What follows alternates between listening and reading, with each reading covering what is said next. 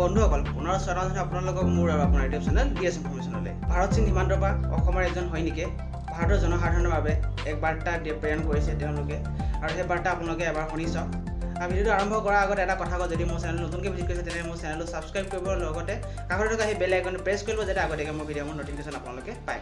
আৰু এই ভিডিঅ'টো আপোনালোকে চাওক। জয় হিন্দ। মই আজি এই ভিডিঅ'টো এটা কাৰণে বনাইছোঁ, আপোনালোকে গম পায় যে চীন আৰু ভাৰতৰ মাজত কিমান টনাটনি চলি আছে।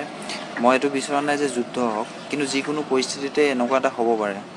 আৰু যিসকল যুৱকে ৰাতি দিন কষ্ট কৰি আছিল ফৌজত আহিবলৈ, তেওঁলোককো কৈছোঁ আপোনালোক ৰেডি হ'ব।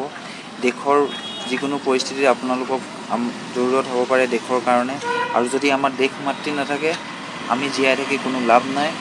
আৰু ফৌজ অকল দৰমহাৰ কাৰণে নহয়, আমি সময়ত নিজৰ জান দিবলৈও ৰেডি হৈ থাকিব লাগিব। আৰু আপোনালোকে কেতিয়াও এনে সময়ত কেতিয়াও পিছ হুহুকি নাযায়, আপোনালোকক অনুৰোধ। আৰু যুদ্ধ নহ'লেতো বহুত ভাল, আমি সেইটোৱে হয়, কাৰণ কাৰোবাৰ লগত যুদ্ধ কৰি কিবা কৰি আজিলৈকে একো হেৰি হোৱা নাই। গতিকে আপোনালোকক মোৰ ফালৰ পৰা অনুৰোধ থাকিল যে আপোনালোক যিকোনো দেশৰ যিকোনো পৰিস্থিতি কেতিয়াও পিছ হুহুকি নাযায়, আপোনালোকলৈ এতিয়া অনুৰোধ। আহিছোঁ শেষলৈ, অৰ্থাৎ মূল বিষয়লৈ।